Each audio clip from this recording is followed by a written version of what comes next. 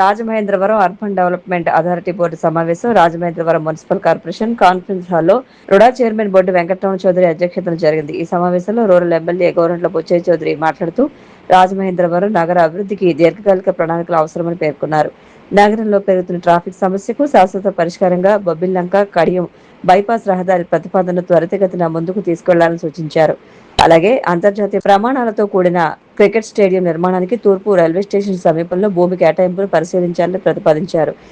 RUDA chairman బోర్డు వెంకటరమణ చౌదరి మాట్లాడుతూ Rajamahendravaram urban development authority పరిధిలో సమగ్ర అభివృద్ధి ప్రభుత్వ లక్ష్యమని అన్నారు. ప్రజలకు మెరుగైన పట్టణ మౌలిక వసతులు కల్పించే ప్రతి ప్రతిపాదనను వేగంగా అమలు చేసేలా అధికారులు చర్యలు తీసుకోవాలని సూచించారు. పెండింగ్ లో ఉన్న అభివృద్ధి పనులను ప్రాధాన్యతతో పూర్తి చేయడంతో పాటు భవిష్యత్ అవసరాలను దృష్టిలో ఉంచుకుని ప్రణాళికలు రూపొందించాలని ఆదేశించారు.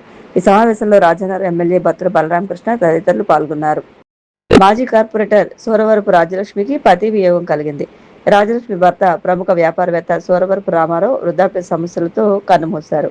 ఈ సాయంత్రం కోటిలింగాల శ్మశాన వాటికలో రామారావు అంత్యక్రియలు జరుగుతాయని కుటుంబ సభ్యులు తెలిపారు. రామారావు మృతి పట్ల పంతం సత్యనారాయణ చారిటబుల్ ట్రస్ట్ చైర్మన్ పంతం కొండలరావు, సిసిసి, బీసీఎన్ ఛానల్ యాజమాన్యం విచారాన్ని సంతాపాన్ని ప్రకటించింది. ఇటీవల కన్నుమూసిన కాపు ఉద్యమ నేత మాజీ మంత్రి ముద్రగడ పద్మనాభం మృతి పట్ల సంతాపం ప్రకటించేందుకు, వారి కుటుంబ సభ్యులను పరామర్శించేందుకు వివిధ రాజకీయ పార్టీలకు చెందిన అగ్రనేతలు, ప్రముఖులు కిర్లంపూడికి తరలివచ్చారు. ముద్రగడ నివాసానికి చేరుకున్న నేతలు ఆయన చిత్రపటానికి సమాధి వద్ద పూలమాలలు వేసి ఘన నివాళులు అర్పించారు. అనంతరం ఆయన తనయులు ముద్రగడ బాలు, ప్రతిపాడు నియోజకవర్గం కోఆర్డినేటర్ ముద్రగడ గిరిలను పరామర్శించి వారికి ప్రగాఢ సానుభూతిని తెలియజేశారు.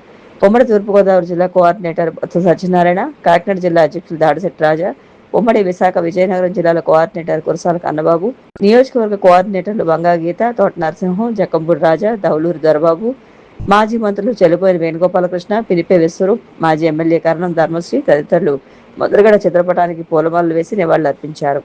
మత్తు పదార్థాల నిర్మూలన, వినియోగాన్ని నివారించేందుకు చేపట్టిన ప్రత్యేక కార్యక్రమాల్లో భాగంగా బొమ్మూరు పోలీస్ స్టేషన్ పరిధిలోని శాటిలైట్ సిటీలో అవగాహన కార్యక్రమం జరిగింది. ఈ కార్యక్రమంలో పాల్గొన్న సౌత్ జోన్ డీఎస్పీ ఏ శివప్రియ గంజాయి వంటి మత్తు పదార్థాల వినియోగం యువత భవిష్యత్తును నాశనం చేయడమే కాకుండా కుటుంబాలు, సమాజం మరియు దేశ అభివృద్ధిపై కూడా ప్రతికూల ప్రభావం చూపుతుందని వివరించారు.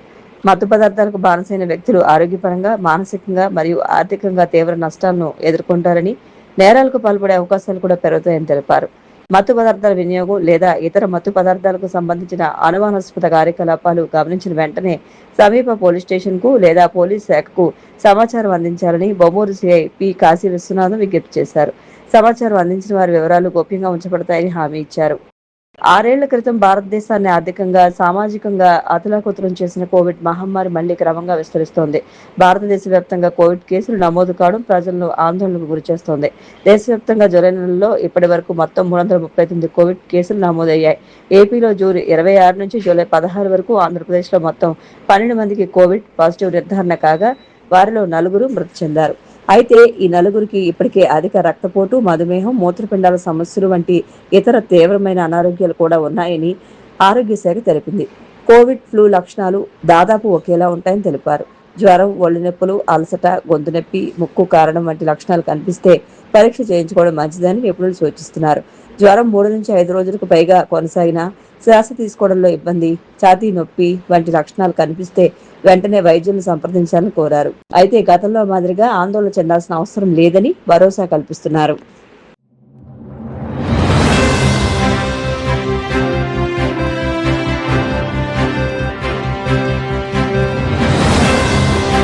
నమస్కారం, మీరు చూస్తున్నది సిసిసి డిజిటల్ 230 న్యూస్ బులెటిన్. ఈనాటి వార్తలకు ముందుగా ముఖ్యాంశాలు. అర్హులైన ప్రతి లబ్ధిదారునికి కేంద్ర ప్రభుత్వ సంక్షేమ పథకాల ప్రయోజనాలు చేరేలా అధికారులు పనిచేయాలి. కేంద్ర మంత్రి భూపతిరాజు శ్రీనివాస్ వర్మ సూచనలు.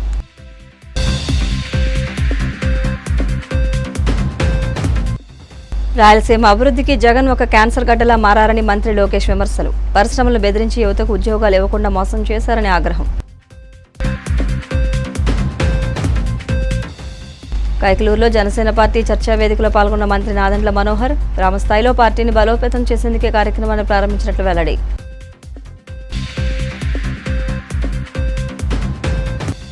ఒంగోలులో జిల్లా సమీక్షా మండలి సమావేశం. ప్రజాప్రతినిధులు ప్రస్తావించిన సమస్యల పరిష్కారానికి జిల్లా ఇన్ఛార్జి మంత్రి ఆనం ఆదేశాలు.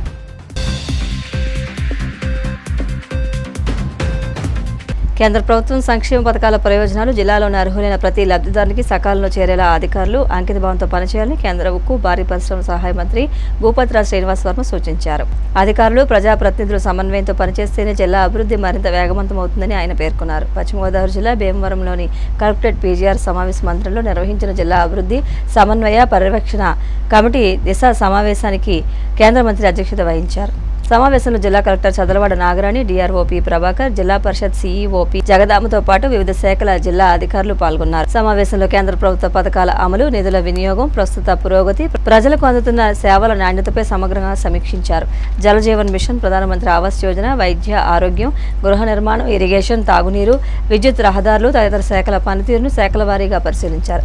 గత దిశ సమావేశంలో తీసుకున్న నిర్ణయాల అమలుపై కూడా మంత్రి సమీక్ష నిర్వహించారు.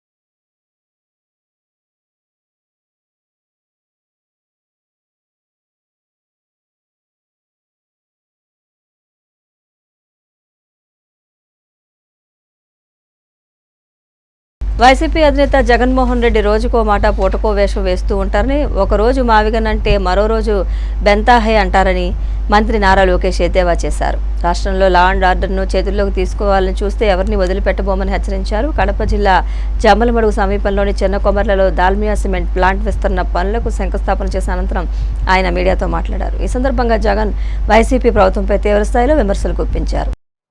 ఆనాడు నేను పదే చెప్పేవాడిని, రాయలసీమకి క్యాన్సర్ గడ్డ అన్న వ్యక్తి జగన్మోహన్ రెడ్డి.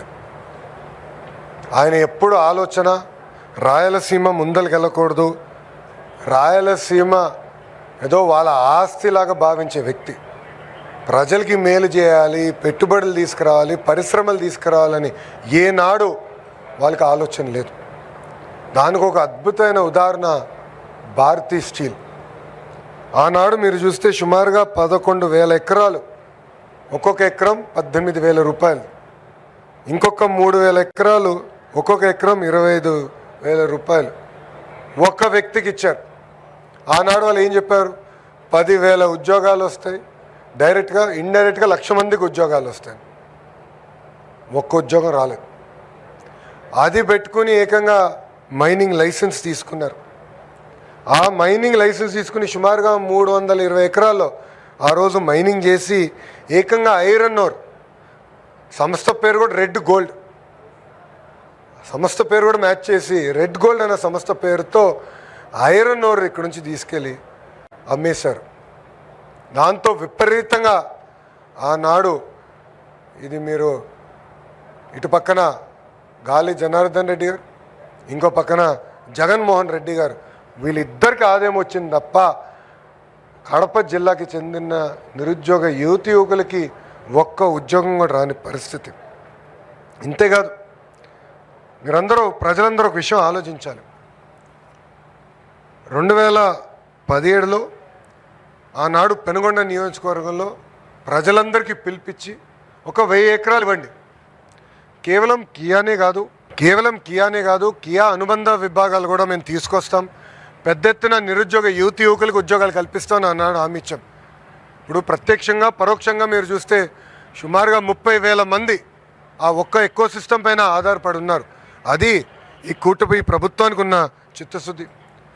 2019 నుంచి 24 వరకు మీరు చూసారు వాళ్ళు ఎట్లా బెదిరించారు. కియా యజమాని బెదిరించారు. దాల్మియా సిమెంట్కి ఏకంగా నోటీస్ పంపించి ఫ్యాక్టరీ మూసేయండి అని చెప్పారు. కారణం ఏంటంటే వాళ్ళు అడిగింది వీళ్ళు ఇవ్వలేదని. అంటే అడుగడుగున పారిశ్రామికవేత్తలు ఇబ్బంది పెడదాం, వాళ్ళ దగ్గర డబ్బులు తీసుకుందాం, అప్పుడు ఫ్యాక్టరీ నడినిద్దాం, లేదంటే ఫ్యాక్టరీ మూసేద్దాం అనే ఆలోచన వాళ్ళకు ఉండేది. 5 సంవత్సరాలు యువతకు ఒక్కరికి ఉద్యోగం రాలే, అనేక ఇబ్బందులు ఎదుర్కొన్నారు. అందుకే మీరు చూస్తే ఎప్పుడు లేని విధంగా 175 స్థానాల్లో 164 స్థానాలకి ప్రజలు ఎన్డీఏని గెలిపించారు. అంటే మా పైన ఎంత ఆశలతో గెలిపించారనేది ఇది ఒక ఉదాహరణ. అందుకే మీరు చూస్తే ఒక పక్కన గౌరవ ముఖ్యమంత్రి గారు, ఇంకో పక్కన మా ఇండస్ట్రీస్ మార్చులు టీజీ భరత్ గారు ఐటీ మంత్రిగా నేను ముగ్గురం కలిసికట్టుగా పనిచేసి ఎప్పుడు లేని విధంగా ఆంధ్ర రాష్ట్రానికి పెద్ద ఎత్తున పెట్టుబడులు తీసుకొస్తున్నాం. మా నినాదం ఒకటే, ఒకే రాష్ట్రం ఒకే రాజధాని, కానీ అభివృద్ధి వికేంద్రీకరణ. అభివృద్ధి వికేంద్రీకరణ అనేది ఈరోజు కొత్తగా మేము చెప్పింది కాదు. ఆనాడు అమరావతి ప్రకటించే ముందల 2014లో శాసనసభ సాక్షిగా ఏ జిల్లాకి ఎలాంటి పరిశ్రమలు మేము తీసుకొస్తాం, ఎక్కడ ఎయిర్పోర్ట్లు కడతామని ఆనాడే గౌరవ ముఖ్యమంత్రి గారు చెప్తాం జరిగింది. ఈరోజు ప్రజలందరూ గమనించాలి, పెద్ద ఎత్తున పరిశ్రమలు వస్తున్నాయి. గూగుల్ కానివ్వండి, ఆసిలం మిత్తల్ కానివ్వండి, ఆమ్కా ఫైటర్ జెట్ కానివ్వండి, రాయల్ ఎన్ఫీల్డ్ కానివ్వండి, దాల్మియా సిమెంట్స్ కానివ్వండి, ఇంకొక 5 సిమెంట్ ఫ్యాక్టరీలు త్వరలో రాబోతున్నాయి. ఇట్లా భారతదేశంలో ఏ రాష్ట్రంలో జరిగిన విధంగా పెద్ద ఎత్తున మేము పెట్టుబడులు తీసుకొస్తున్నాం.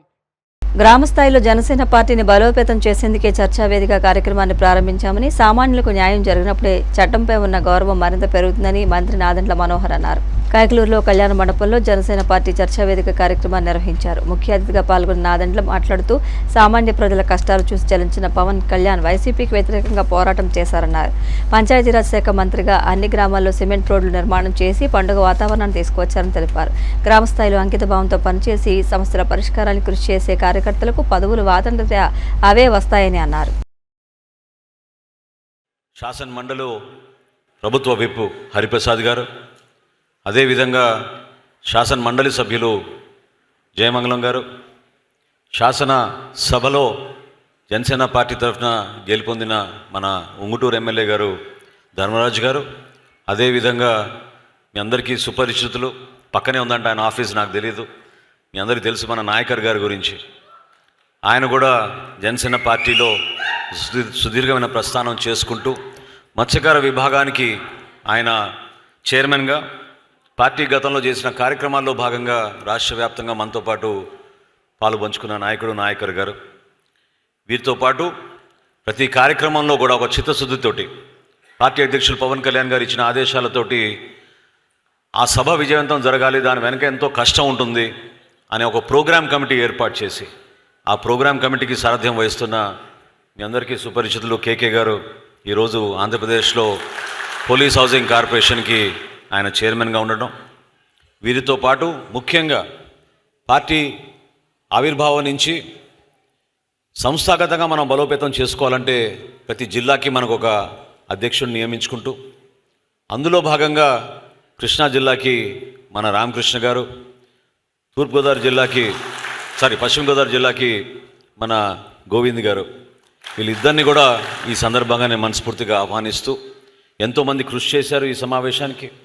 తక్కువ సమయంలో ఏర్పాటు చేసుకున్నాం, ఎందుకంటే నేను కూడా బాంబేలో మన పార్టీ అధ్యక్షులు పవన్ కళ్యాణ్ గారితో 3 రోజులు ఉండడం, కార్యక్రమం జరుగుతుందా లేదా అనే ఆలోచన కొంతమందిలో ఉన్నా కూడా ఈ కార్యక్రమం రూపొందించింది పవన్ కళ్యాణ్ గారు. దీని వెనక ఆలోచన ఏంటనేది నేను మీకు చెప్పాల్సిన బాధ్యత ఉంది. కాబట్టి ఒక ప్రయత్నం చేయడమే కాకుండా మేము ఈరోజు వేదిక పైన కూర్చున్నాం అంటే అది కేవలం మీ అందరి వల్లనే, మీ కృషి వల్లనే, మీ పట్టుదల వల్లనే. మీరు ఏ విధంగా ఆ రోజు మన జనసేన పార్టీ జెండా మోసారో, ఏ విధంగా కష్టకాలంలో పవన్ కళ్యాణ్ గారికి మీరు అండగా నిలబడ్డారో, ఆ ప్రస్థానంలో భాగమే ఈరోజు మనం కైకలూరులో ఇటువంటి సభ ఏర్పాటు చేసుకుంటున్నాం. కాబట్టి మనం అధికారంలో వచ్చిన తర్వాత కూటమిలో మనకి బాధ్యత పెరిగింది.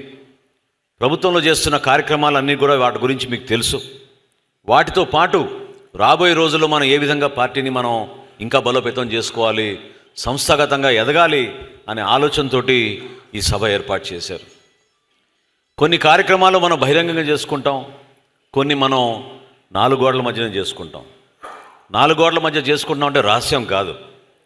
ఆ కార్యక్రమం చేయాల్సి ఆ సందర్భం ఎందుకు వచ్చిందంటే, మీరు ఈ ప్రస్థానంలో మీరు కష్టపడి ఏ విధంగా పనిచేశారు, మీకున్న అనుభవాలు ఏంటి, ఏ విధంగా ఈ ప్రాంతంలో మనం కొన్ని అభివృద్ధి కార్యక్రమాలు చేస్తే ఇంకా మన పార్టీకి మంచి పేరు వస్తుంది, ఏ విధంగా కొన్ని సమస్యలు మన నాయకులు, మన కార్యకర్తలు, మన వీర మహిళలు, మన జన సైనికులు ఇబ్బంది పడుతున్నారో ఆ సమస్యలు ప్రస్తావించుకోవడానికి కోసం మీకు కూడా అవకాశం కల్పించాలి. మా బాధ ఏంటో ఎవరు వినడం లేదు, పట్టించుకోవడం లేదనే మీ వాదన, మీ బాధ పవన్ కళ్యాణ్ గారి వరకు చేరింది. కాబట్టి ఆయన ప్రత్యేకంగా ఈ కార్యక్రమాన్ని రూపొందించారని ఈ సందర్భంగా నేను తెలుపుకుంటున్నాను.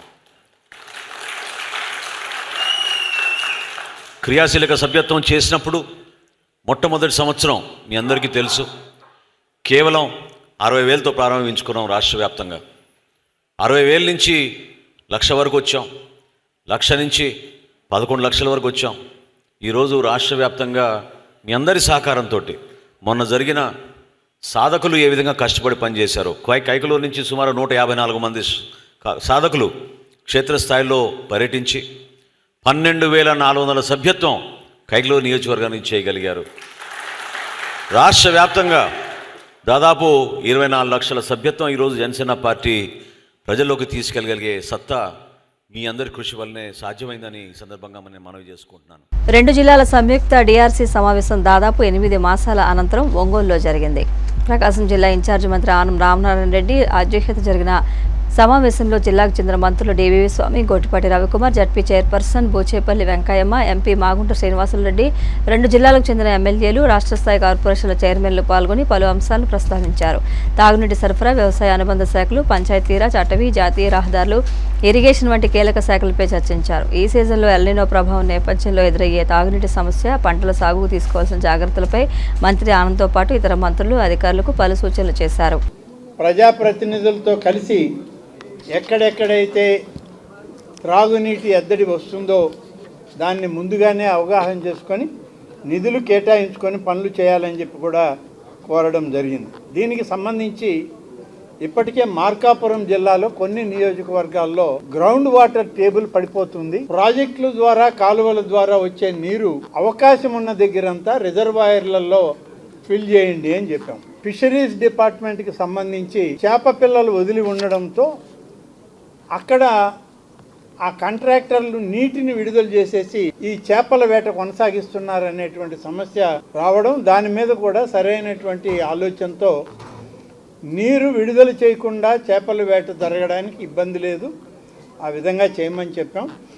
నీరు తక్కువ ఉన్న చెరువులకి అవకాశం ఉంటే రిజర్వాయర్ల దగ్గర నుంచి నీరు వాళ్ళకి విడుదల చేయండి అని చెప్పి చెప్పడం జరిగింది. వెలుగొండ ప్రాజెక్టు, చాలామంది వెలుగొండ ప్రాజెక్టు గురించి చాలా రకాలుగా భాష్యం చెప్పారు. ఒకసారి అందరం ఆలోచించాం, ఇక్కడ కూడా చర్చించాం. వెలుగొండ ప్రాజెక్టు ఆ యొక్క టనల్ నుంచి ఒక్క చుక్క నీరు బయటకు రాకుండా వెలుగొండ ప్రాజెక్టుని జాతికి అంకితం చేశామన్నటువంటి ప్రభుత్వాల్ని ఈ ప్రాంత ప్రజలు చూశారు.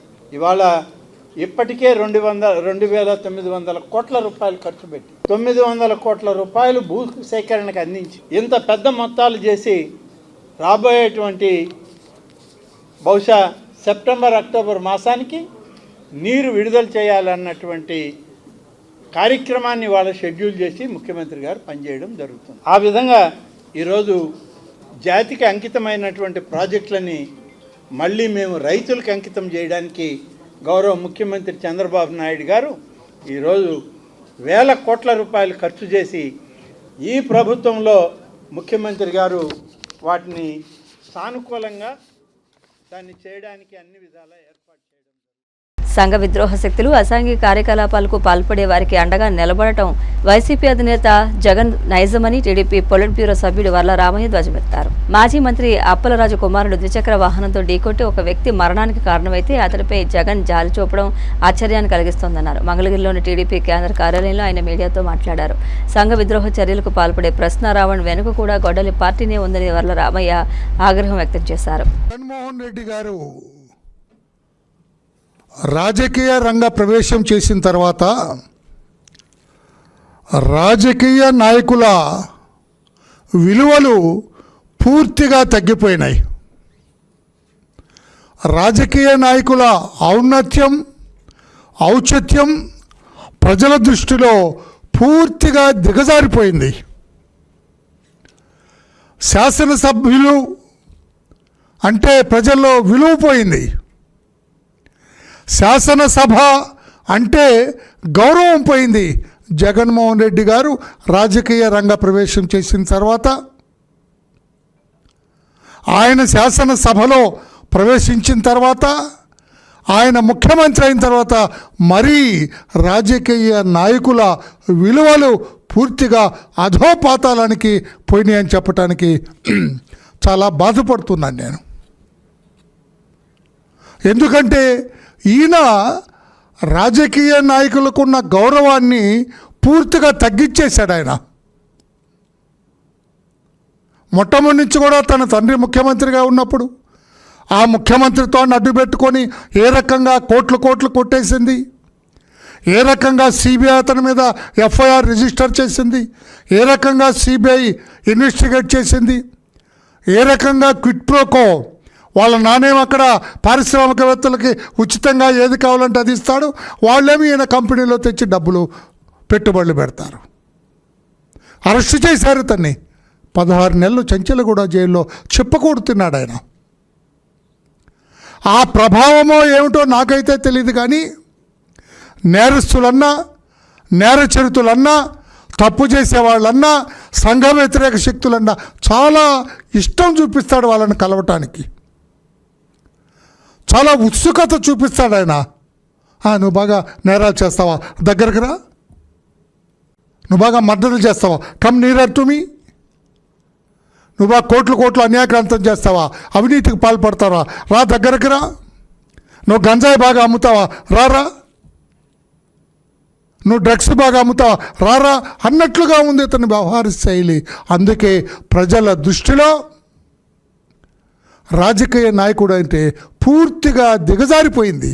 ఆ విలువలు, ఆ ఔన్నత్యం, ఆ ఔచిత్యం పూర్తిగా దిగజార్చేటట్లుగా చేసినాడు రాజకీయ నాయకుడు.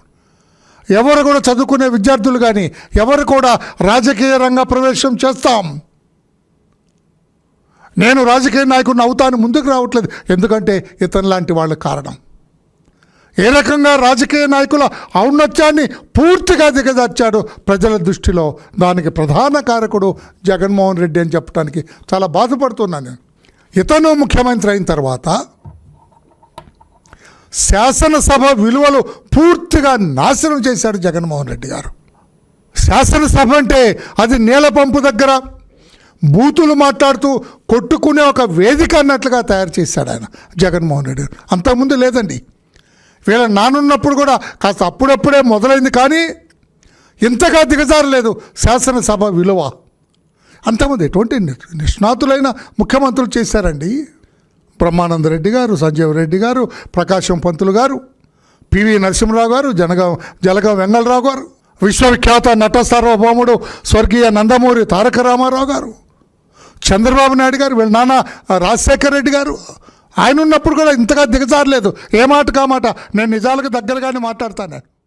ప్రజా సమస్యలపై ప్రతిపక్షంగా తాము సంధించే ప్రశ్నలకు వాస్తవాలతో సమాధానం చెప్పలేకే ముఖ్యమంత్రి చంద్రబాబు, మంత్రి నారా లోకేష్ సహా కూటమి నేతలంతా దిగజారి వ్యక్తిగత దోషులకు పాల్పడుతున్నారని వైసీపీ జనరల్ సెక్రటరీ గడికోట శ్రీకాంత్ రెడ్డి తీవ్రస్థాయిలో ధ్వజమెత్తారు. జగన్ కు రాష్ట్ర వ్యాప్తంగా వస్తున్న విశేష ప్రజాదరణ చూసి ఓర్వలేకనే ఈ విధంగా తిట్ల పురాణానికి తెరతీశారని ఆయన మండిపడ్డారు.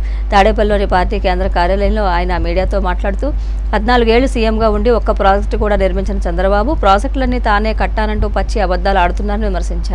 అధికారంలో ఉన్నాము, మాకున్నటువంటి మీడియా శక్తులు మాకున్నాయి, మేము మాట్లాడింది నిజం అనుకుంటారు ప్రజలు అన్నటువంటి దురాలోచన ఉందో తెలియదు. కానీ పదే అవే దూషణలు, అవే అసత్యమైనటువంటి మాటలతో ప్రతిరోజు అది చావుకు పోయినా, పెళ్లికి పోయినా, ఎక్కడికి పోయినా ఒకటే వాయిద్యం అన్నట్టు ఏ మీటింగ్కు పోయినా ఇదే వాయిద్యం. వ్యక్తిగతంగా జగన్ గారిని తిట్టడం. వీళ్ళ బాధ ఎందుకు అనంటే జగన్ గారు ఉత్తరాంధ్రకు పోయినా, గోదావరి జిల్లాలకు పోయినా, ఏ ప్రాంతానికి వెళ్ళినా అక్కడ వస్తున్నటువంటి జనాలను చూసి వీళ్ళ ఆందోళన, వీళ్ళ యొక్క బాధ తెలియట్లేదు. కానీ ఆ బాధను వెళ్ళగక్కుకోవడానికో లేకపోతే ఆ బాధను దిగమింగలేకో వ్యక్తిగత దూషణలకు, తిట్ల పురాణానికి వాళ్ళు దాన్ని ఎంచుకున్నారు. ఈరోజు కూడా ఒక్కటే, మీరు మాట్లాడుతున్న మాటలకు మేము అడుగుతున్నటువంటి ఏదైతే ఫ్యాక్ట్స్ ఉన్నాయో అడుగుతున్నాం. మేము అది నిన్ననే చెప్పాం, వ్యక్తిగత దూషణలు చెయ్యము, మీరు తిట్టేటివన్నీ కూడా ప్రజల కోసం భరిస్తాం, మేము ప్రజల కోసం ప్రశ్నిస్తాం, ప్రజలకు సమాచారం ఇస్తాం. ఒక ప్రతిపక్ష పార్టీగా మా బాధ్యతను అది మాత్రమే మేము చేస్తామన్నటువంటిది నిన్న చెప్పాను మీకు. అదే మళ్ళీ చెప్తున్నాను ఈరోజు. చంద్రబాబు నాయుడు గారు ఎక్కడికో జలహారతికి వెళ్ళి ఈ ప్రాజెక్టులన్నీ నేనే చేశాను, ఆంధ్రప్రదేశ్ అన్నపూర్ణంగా మారడానికి కారకులు నేను, కేఎల్ రావు గారు శ్రీశైలం ప్రాజెక్టు నాగార్జున సాగర్ కట్టారు, మిగతావన్నీ నేను కట్టానని మాట్లాడుతున్నాడు. 2004లో రాజశేఖర రెడ్డి గారు వచ్చిన తర్వాత ప్రాజెక్టులకు నిర్లక్ష్యం చేశారట. అయ్యా సిగ్గన్న ఉండద్దయ్యా మీకు మాట్లాడేటప్పుడు. ప్రాజెక్టులు కట్టడము దండగా, వ్యవసాయమే దండగా అని చెప్పి మీరు పుస్తకంలో రాసి ఏ ప్రాజెక్టుకు కనీసం ₹1 కేటాయించకుండా ఈరోజు మీరు చెప్పేటువంటి మొట్టమొదటిది వెలుగొండ ప్రాజెక్టును నేనే శంకుస్థాపన చేశాను, నేనే పూర్తి చేశాను అంటాడు. 96లో శంకుస్థాపన చేసి 2004లో తను దిగిపోయేంత వరకు ఆయన శంకుస్థాపనకి వెళ్ళేటువంటి ఖర్చులకు అక్కడ ఏర్పాటు చేసిన శిలాఫలకానికి 5 లక్షలు 6 లక్షలు ఖర్చు పెట్టాడు ఆయన ఆ ప్రాజెక్టుకి అంతా కూడా 10 సంవత్సరాలలో. తర్వాత దివంగత ముఖ్యమంత్రి రాజశేఖర రెడ్డి గారు తన హయాంలో దాదాపుగా 4 నుంచి 5 వేల కోట్ల పైగా ఖర్చు పెట్టాడు. ప్రాజెక్టు టనల్స్ తవ్వడమే కాకుండా 20.8 కిలోమీటర్ల టనల్స్ పూర్తి చేయడమే కాకుండా ఆ ప్రాజెక్టు ల్యాండ్ ఎక్విజిషన్కు డబ్బులన్నీ కూడా రైతులకు కేటాయించి ఆ ప్రాజెక్ట్ని వేగంగా ఇంకా ఆయన బతుకునంటే ఈ 5 నెలలకో 6 నెలలకో ఆ ప్రాజెక్టు కళ్ళ కనపడి ఉండేది. తర్వాత ఆయన మరణించిన తర్వాత వచ్చినటువంటి ముఖ్యమంత్రులు కానీ తర్వాత వచ్చినటువంటి చంద్రబాబు నాయుడు గారు 5 సంవత్సరాలలో ఏమీ చేయకుండా నిర్లక్ష్యం చేసి అక్కడ వచ్చేటువంటి కమిషన్లకు ఆశపడి అసలు 500 కోట్లు 600 కోట్లు మాత్రమే కూడా ఖర్చు పెట్టలేదు. తర్వాత జగన్మోహన్ రెడ్డి గారు వచ్చిన తర్వాత 3,000 కోట్ల పైగా ఖర్చు పెట్టి ఆ టనల్స్ ఓపెన్ అయ్యాయి. ఈయన అంటున్నాడు చంద్రబాబు నాయుడు గారు జగన్మోహన్ రెడ్డి గారు కేవలం పోటీ పెట్టుకున్నారని. అయ్యా టనల్స్ ఓపెన్ అయితే దాదాపుగా ప్రాజెక్ట్ పూర్తి అయిపోయినట్లది, ప్రాజెక్ట్ కంప్లీట్ అయింది. నువ్వు ఎంత ఖర్చు పెట్టావో అంతకుముందు నువ్వు శంకుస్థాపన చేసిన తర్వాత 10 సంవత్సరాలలో ఎంత ఖర్చు పెట్టావో, తర్వాత 14-19 మధ్యన ఎంత ఖర్చు పెట్టావో, ఇప్పుడు ఎంత ఖర్చు పెట్టావో ప్రాజెక్టు పైన లెక్కలు ఇవ్వగలుగుతావా? వెలుగొండ ప్రాజెక్టు పరిస్థితి అది. తర్వాత నువ్వు మాట్లాడేటువంటిది ఈరోజు అనుసంధానం చేశానటువంటిది. ఆ పోలవరం ప్రాజెక్టుకు సంబంధించింది స్పిల్వే లేట్ అవుతోంది. అనుమతుల కోసం దాదాపుగా 26 అనుమతులలో 25 అనుమతులు రాజశేఖర్ గారు తీసుకొచ్చి ఆ పోలవరాన్ని పూర్తి స్థాయిలో ఒక రూపకల్పన చేసి దాన్ని దాదాపుగా పనులు మొదలుపెట్టించి స్పిల్వేతో పాటు కెనాల్స్ చేయాలని చెప్పి లెఫ్ట్ కెనాల్ రైట్ కెనాల్ అని చేస్తే ఈరోజు రైట్ కెనాల్లో 4 కెనాల్ మొత్తం తవ్వింది రాజశేఖర రెడ్డి గారి హయాంలో అయితే నువ్వు 4 మోటార్లు బిగించి నువ్వు నీళ్ళు ఇచ్చినానని చెప్తావా? నువ్వు చెప్పేటువంటి రైట్ కెనాల్ పోలవరందే పట్టిసీమ అనేటువంటి పేరు పెట్టుకున్నావు. రాజశేఖర గారు తవ్వించినటువంటి లెఫ్ట్ కెనాల్ను పురుషోత్తమ అని పేరు పెట్టావు తప్పితే ఇంకా నువ్వు ఏమీ చేయలేదు అన్నటువంటిది ఒక్కసారి ఆలోచన చేసుకో. పశ్చిమ గోదావరి జిల్లా ఉండి కొత్తపేటలో శ్రీరాధ మదనమోహన్ స్వామి ఆలయంలో వేంచేసి ఉన్న శ్రీ జగన్నాథ స్వామి రథయాత్ర కార్యక్రమాన్ని గురువారం ఘనంగా నిర్వహించారు. ఆశ్రమ ఇన్ఛార్జి శ్రీపాద కృష్ణదాస్ స్వామి ఆధ్వర్యంలో ఊరేగింపు గ్రామ పురవీధుల గుండా సాగింది. ఆలయంలో తొలుత స్వామివారికి ప్రత్యేక పూజలు చేశారు. విశ్వ హిందూ పరిషత్ జిల్లా అధ్యక్షుడు నల్లా సత్యకిరణ్ ప్రసాద్, కలిదిండి పాండు రంగరాజు, గిరిజాకుమారి, బాల శ్రీనివాస్ దంపతులు సాయి రామరాజు స్వామి వారికి పూజలు చేయించారు. అనంతరం రథాన్ని లాగేందుకు భక్తులు పోటీ పడ్డారు. కోలాట నృత్యాలతో రథయాత్ర సాగింది. రథయాత్ర ప్రాముఖ్యతను ఆశ్రమ ఇన్ఛార్జి శ్రీపాద కృష్ణదాస్ వివరించారు.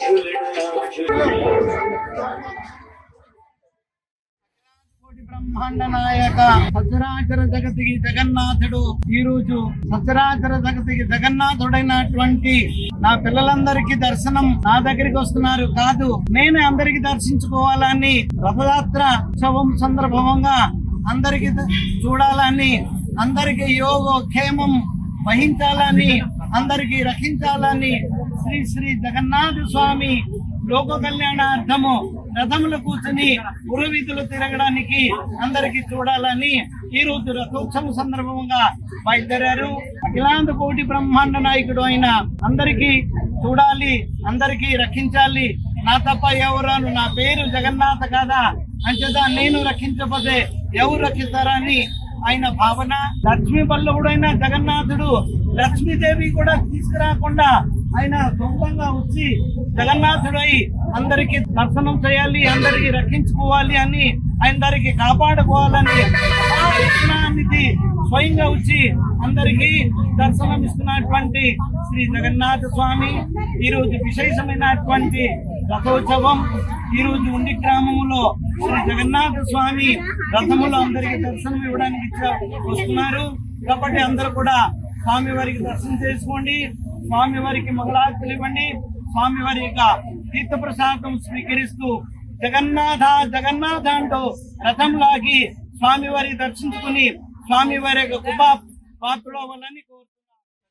కూడా జగన్నాథ యాత్ర జరుగుతుంది ఇక్కడ మన ఉండి గ్రామంలో అన్ని వీధుల్లో కూడా ఈ రోజు జగన్నాథ యాత్రకు మనం ఈ రోజు వెళ్తున్నాము. చాలా మంది మహిళలు అయితే పెద్దవాళ్ళు అయితే కూడా ఈ కార్యక్రమంలో పాల్గొన్నారు. ఎందుకంటే ఎక్కడ పూరి వెళ్ళి మనం అక్కడ రథయాత్రలో మనం పాల్గొనలేము. కనీసం మనం ఈ రోజు ఈ జగన్నాథలో పాల్గొందామని చెప్పి అందరూ కూడా ఎక్కువగా వచ్చారు. అలాగే ఇక్కడ మెయిన్ ప్రధానంగా ఏంటంటే చాలా మంది ఇళ్లలో భగవద్గీత గ్రంథం కలిగి ఉన్నాం. గీతా సారాంశం ఏదైతే కృష్ణ భగవానుడు మరి గీతా సారాంశాన్ని బోధించారో ఆ భగవద్గీత గ్రంథం అన్నది మన ఉండి గ్రామంలో సుమారుగా 300 ఇళ్లలో, అంటే చిన్నది కాదు, ఇస్కాన్ వారి యొక్క 350 రూపాయలు ఏదైతే ఉందో పెద్ద గ్రంథమే సుమారుగా 300 ఇళ్లలో ఉన్నాయి. అందుకని ఇప్పుడు ఏంటంటే ఈ పూరి జగన్నాథ యాత్రలో కూడా మేము కూడా ఈ రోజు ఈ స్వామివారిని కోరుకునేది ఏంటంటే ఇలాగే సనాతన ధర్మం, హిందూ ధర్మం ఇంకా దినదినాభివృద్ధి చెందుతూ గత వైభవాన్ని పొందాలని చెప్పి మేము ఈ రోజు అందరి ఈ రోజు సమక్షంలో మా అందరికీ కూడా స్వామివారి ఆశీస్సులు కావాలని. కలియుగ ప్రత్యక్ష దైవం తిరుమల శ్రీ వెంకటేశ్వర స్వామివారిని ప్రముఖ నటుడు సప్తగిరి దర్శించుకున్నారు. వీఐపీ విరామ దర్శన సమయంలో స్వామివారి సేవలో పాల్గొని మొక్కులు చెల్లించుకున్నారు. దర్శనానంతరం వీరికి రంగనాయకుల మండపంలో వేద పండితులు వేద ఆశీర్వచనం అందించగా ఆలయ అధికారులు స్వామివారి తీర్థప్రసాదాలు అందజేసి పట్టు వస్త్రంతో సత్కరించారు.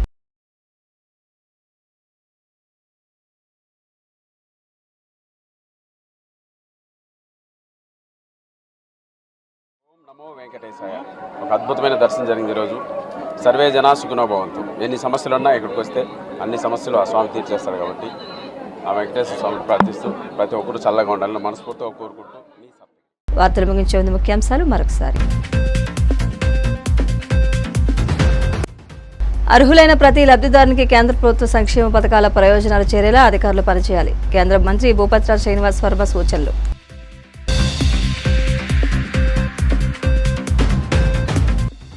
రాయలసీమ అభివృద్ధికి జగన్ ఒక క్యాన్సర్ గడ్డలా మారారని మంత్రి లోకేష్ విమర్శలు. పరిశ్రమలు బెదిరించి యువతకు ఉద్యోగాలు ఇవ్వకుండా మోసం చేశారని ఆగ్రహం. కైకలూరులో జనసేన పార్టీ చర్చా వేదికలో పాల్గొన్న మంత్రి నాదెండ్ల మనోహర్ గ్రామస్థాయిలో పార్టీని బలోపేతం చేసేందుకే కార్యక్రమాన్ని ప్రారంభించినట్లు వెల్లడి.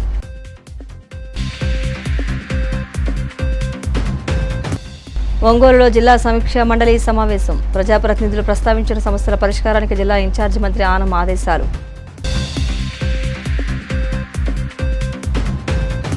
సిడిసి డిజిటల్ 230 న్యూస్ బులెటిన్ ఇంతటితో సమాప్తం. నమస్కారం.